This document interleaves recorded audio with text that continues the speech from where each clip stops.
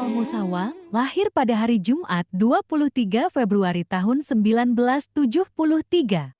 Tepatnya di Cipanas, Cianjur, Jawa Barat. Beliau dikenal sebagai pemimpin Majelis Rasulullah Shallallahu Alaihi Wasallam. Beliau anak keempat dari 5 bersaudara. Ayahnya bernama Fuad Abdurrahman Al-Musawa dan ibundanya bernama Rahmah binti Hashim Al-Musawa. Kecintaannya dalam bidang agama sudah terlihat sejak beliau muda. Setelah menyelesaikan sekolah menengah atas SMA, beliau mendalami ilmu syariah Islam di Ma'had As-Saqafah Al-Habib Abdurrahman Assegaf di Bukit Duri.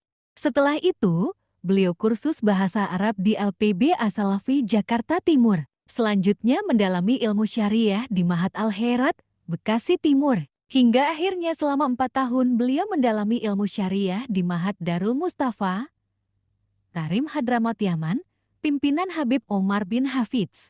Di Darul Mustafa beliau mendalami ilmu fikih, ilmu tafsir Al-Quran, ilmu hadits, ilmu sejarah, ilmu tauhid, ilmu tasawuf serta ilmu-ilmu syariah lainnya.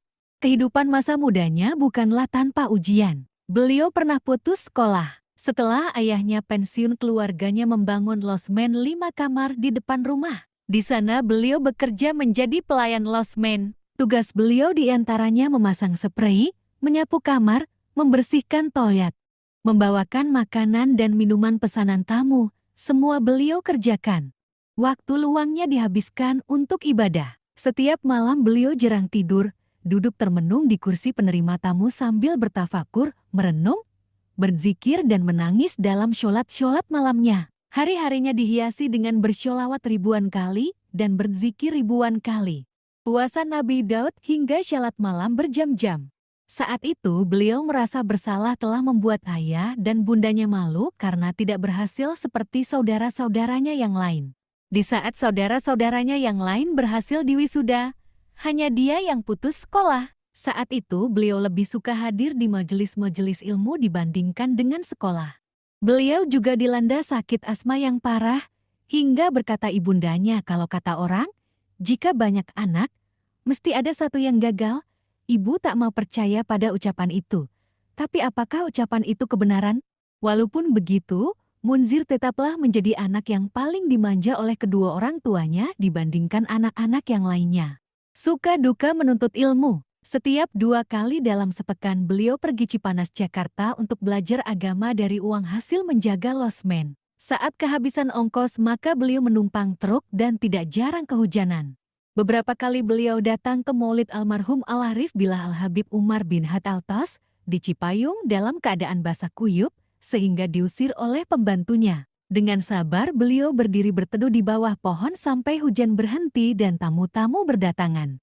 Beliau tidak berani masuk dan hanya duduk di teras dengan baju yang basah. Beliau juga sering berziarah ke Masjid Luar Batang, makam Al-Habib Hussein bin Abu Bakar Al-Aidrus. Suatu kali beliau datang lupa membawa peci, maka beliau berkata dalam hati, "Wahai Allah, aku datang sebagai tamu seorang walimu. Tak beradab jika aku masuk ziarah tanpa peci, tapi uangku pas-pasan. Dan aku lapar. Kalau aku beli peci maka aku tak makan dan ongkos pulangku kurang." Maka beliau membeli peci berwarna hijau karena saat itu harganya termurah yang dijual di emperan masjid.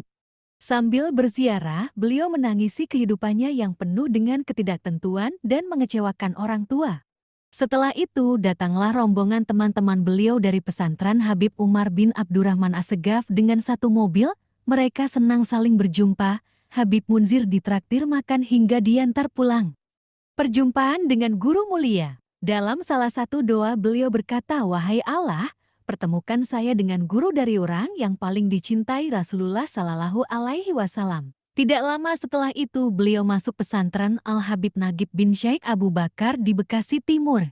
Setiap mahalul qiyam maulid, beliau menangis dan berdoa pada Allah untuk rindu pada Rasulullah Sallallahu Alaihi Wasallam dan dipertemukan dengan guru yang paling dicintai Rasulullah Sallallahu Alaihi Wasallam.